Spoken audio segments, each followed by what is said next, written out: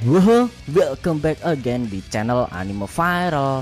Di video kali ini kita akan membahas lanjutan cerita One Punch Man setelah Suiryu bersama para pasukan Neo Hero gagal memburu Garo. Lebih tepatnya kita akan mereview webcomic One Punch Man versi One Sensei chapter 134 yang udah keluar beberapa waktu kemarin. Buat kamu yang belum lihat review chapter sebelumnya, bisa klik link di pojok kanan atas video ini ya.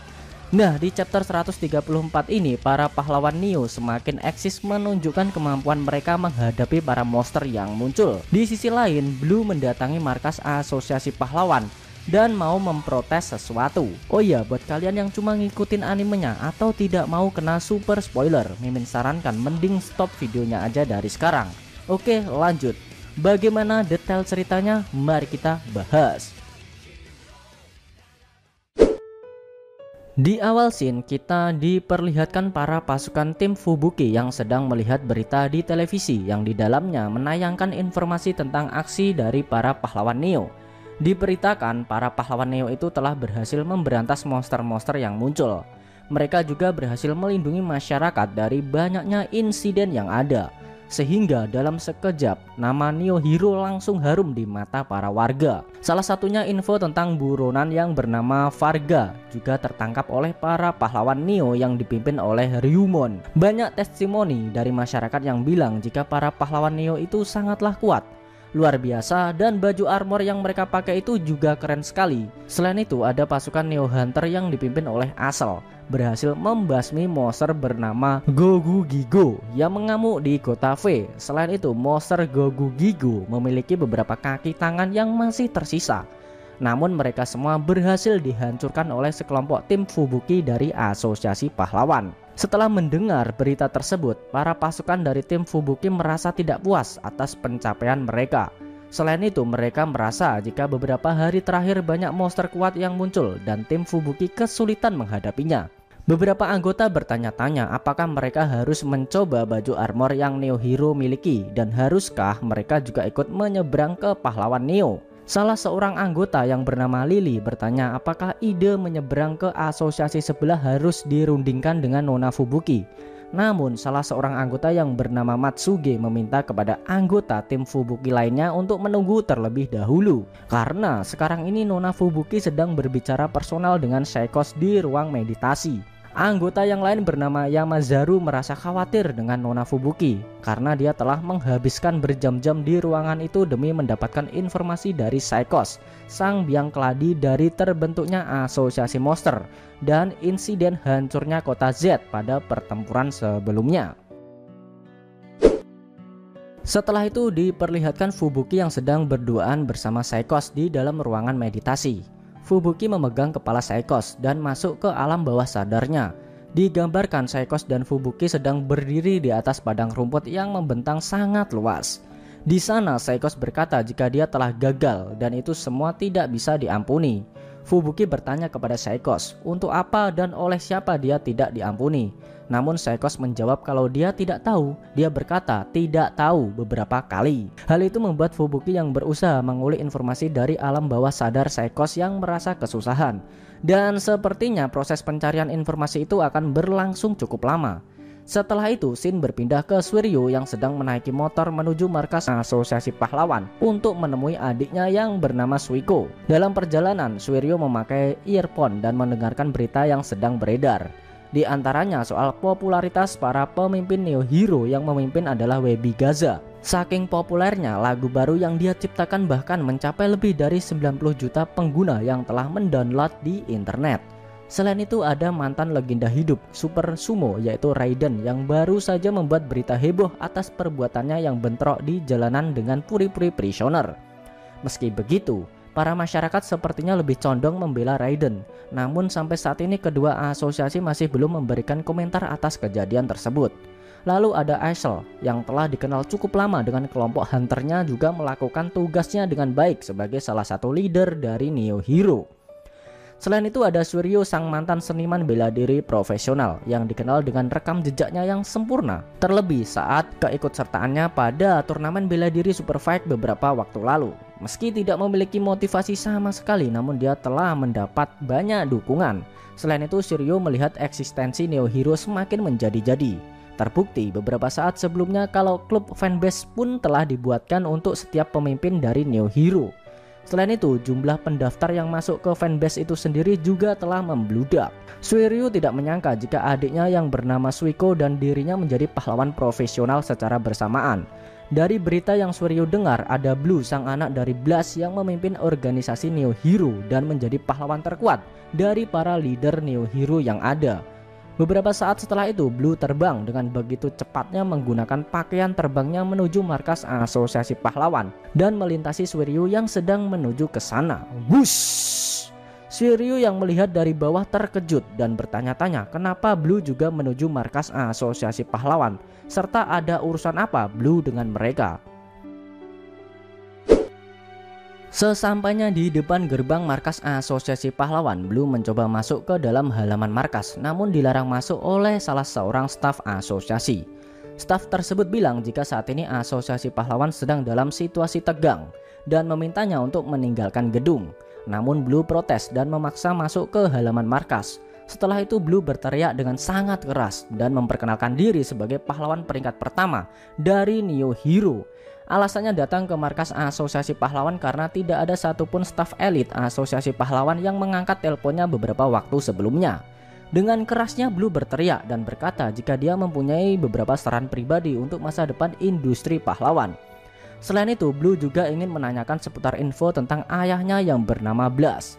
Blue terus berteriak dan meminta asosiasi pahlawan untuk memberinya harapan baru atas nama pahlawan dan keadilan. Namun sekeras apapun Blue berteriak, tidak ada satupun staf asosiasi pahlawan yang merespon perkataannya itu. Blue menyebut jika para pahlawan itu adalah manusia. Menurutnya, nama pahlawan juga memiliki jiwa dan mereka semua membutuhkan dasar yang kuat untuk kepemimpinan pahlawan. Tidak jauh dari posisi Blue itu ada asosiasi korban nama pahlawan yang melihat Blue yang meneriaki gedung markas asosiasi pahlawan. Mereka mengira jika Blue juga melakukan unjuk rasa. Otomatis mereka ikutan nimbrung dan melakukan protes kepada asosiasi pahlawan untuk mengganti nama pahlawan mereka yang begitu buruk itu seperti yang mereka lakukan sebelumnya. Hehehe. Saking kerasnya suara dari para anggota korban nama pahlawan sampai membuat Blue yang protes itu juga merasa terganggu. Setelah melihat dengan seksama, Blue akhirnya menyadari jika pria botak yang dia lihat di pertempuran sebelumnya juga ikut bergabung ke dalam unjuk rasa dengan para pahlawan yang gak jelas itu. Blue berteriak dan meminta perhatian dari si botak. Sambil menunjuk Blue berkata dan mengira jika si botak adalah senjata rahasia yang tidak terdaftar dalam daftar anggota pahlawan pro. Blue merasa jika pria botak itu bukanlah orang biasa karena sebelumnya dia bisa mengalahkan monster level naga dengan sekali pukul saja. Bagi Blue, Saitama cuma bersembunyi dan hanya meninggalkan jejak setelah mengalahkan monster untuk membangun sesuatu semacam mitos. Menurut Blue, metode itu sudah pernah dilakukan oleh ayahnya. Dia bertanya-tanya apakah pria botak itu mencoba menjadi Blast yang selanjutnya. Akan tetapi terjadi salah paham. Salah seorang anggota korban nama pahlawan yang bernama Akahana malah merespon perkataan yang Blue lontarkan. Blue juga salah paham. Dia mengira jika Saitama akan mengambil posisi Blast sebagai pahlawan nomor 1. Namun Blue berkata jika dia seorang yang akan dapat mencapai posisi tersebut dan dia tidak akan mundur dengan pria botak seperti Saitama itu.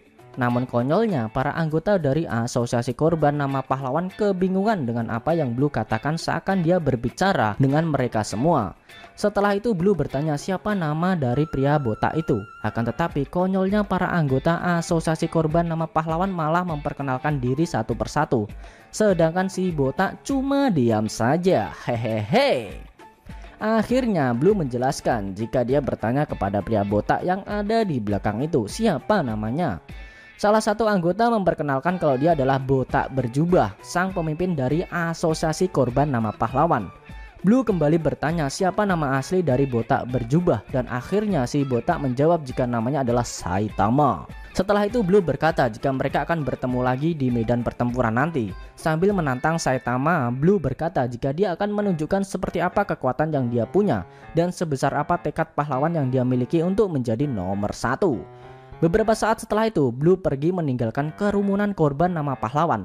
Tapi dengan wajah tanpa dosanya itu, Saitama malah bertanya kepada salah seorang anggota, siapa pemuda yang marah-marah kepadanya barusan?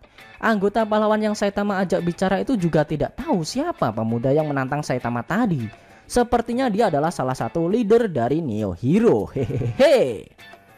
Beberapa saat setelah itu, Suiko menghampiri kerumunan korban nama pahlawan, dan dia baru mengetahui jika nama dari pria botak itu adalah Saitama.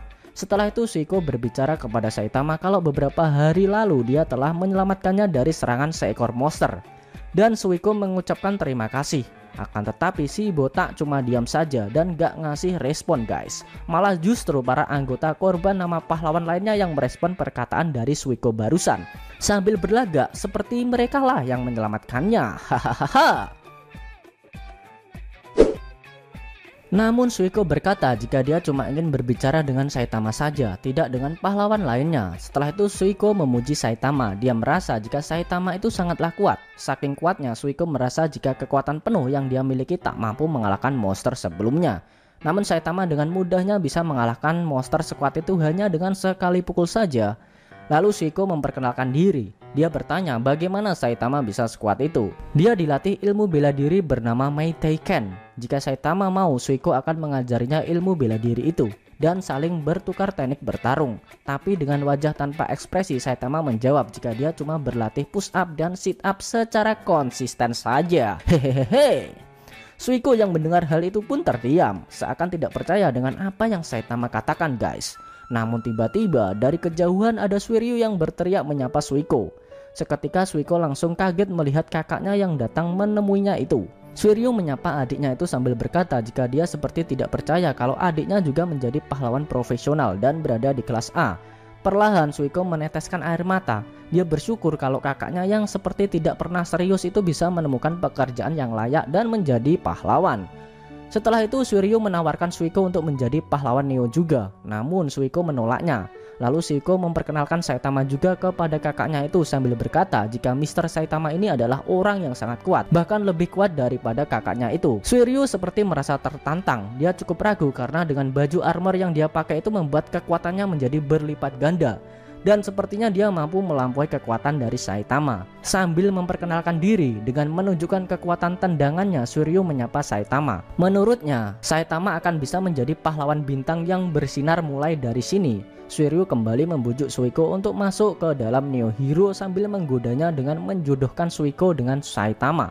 Namun dengan ekspresi sebel, Suiko kembali menolak tawaran itu. Suiryu juga menawari Saitama untuk masuk ke dalam Neo Hero juga, tapi si botak menjawab jika dia baik-baik saja dan tidak ingin berurusan dengan namanya pindah lagi. Setelah itu Shin berpindah ke Blue yang sedang berjalan menjauhi markas asosiasi pahlawan. Di dalam perjalanannya dia berpapasan dengan Genos. Genos merasa jika Blue masih terlihat mengikuti jejak dari Saitama Sensei. Setelah melihat Genos lebih detail lagi, Blue menyadari jika Saitama itu adalah gurunya Genos. Lalu Blue berjalan melewati Genos sambil berkata jika saat ini dia tidak ada urusan khusus dengan gurunya itu, karena dia cuma ingin berbicara dengan staf elit asosiasi pahlawan saja. Setelah itu Blue memberitahu Genos informasi jika ada beberapa intel yang bocor oleh mantan staf elit asosiasi pahlawan yang pindah ke Neo Hero. Menurut info yang Blue dapat, sepertinya Metal Knight diam-diam melakukan eksperimen menggunakan monster. Selain itu ada juga teori kalau monster yang keluar akhir-akhir ini kekuatannya di luar nalar dan kekuatan mereka ditingkatkan oleh seseorang di luar sana. Blue menambah jika pahlawan seperti Genos akan selalu diterima dalam barisan mereka, dan Blue masih membuka peluang jika Genos mau bergabung dengan Neo Hero. Mendengar ungkapan itu, Genos tetap diam saja dan membiarkan Blue pergi dengan sendirinya. Beberapa saat setelah itu, di dalam apartemen pahlawan kamar Saitama, Genos memberitahu gurunya informasi yang dia dapat dari Blue tadi. Menurut Saitama, pasti ada tempat di mana orang-orang itu bisa menyimpan banyak monster untuk eksperimen. Dalam benaknya, Genos merasa ragu, apa benar monster kuat yang muncul akhir-akhir ini adalah buatan dari Metal Knight? Menurutnya, mungkin masih ada hal lain yang disembunyikan oleh asosiasi pahlawan. Setelah itu, Genos berencana untuk bergerak dan mencari tahu lebih dalam tentang persoalan ini. Dia juga mengajak Saitama untuk bersama-sama menghancurkan ketidakadilan yang ada. Saitama akan bekerja di tempat terbuka, sedangkan Genos akan bekerja di belakang layar. Dengan penuh keyakinan, Saitama sepakat dengan apa yang Genos katakan dan mengajaknya untuk melakukan yang terbaik. Apakah nantinya mereka berdua akan berhasil menghancurkan ketidakadilan yang ada sekarang ini? Dan benarkah Metal.net lah yang melakukan eksperimen terhadap monster kuat yang muncul selama ini? Sayangnya, scene webcomic chapter 134 telah berakhir. Oke guys, itu tadi review webcomic One Punch Man chapter 134 yang ending scene-nya memperlihatkan Genos dan Saitama yang juga ikut bergerak dan akan menghancurkan ketidakadilan yang sedang terjadi. Bagaimana menurut kamu? Jangan lupa tinggalkan komentar kalian ya. Selain itu tekan like kalau suka sama video ini dan dislike kalau nggak suka. Jangan lupa juga klik subscribe lalu tekan loncengnya ya, supaya kamu selalu dapat notifikasi jika kita upload video terbaru. Kalau pengen share ke teman-teman kalian juga boleh banget, biar channel ini makin ramai dan makin dikenal banyak orang. Buat kamu yang mau ngasih kritik dan saran juga silahkan, supaya channel ini juga makin berkembang. Jika ada kata-kata dari Mimin yang kurang pas, Mimin mohon maaf. Sampai bertemu di video review webcomic One Punch Man selanjutnya, and see you next time.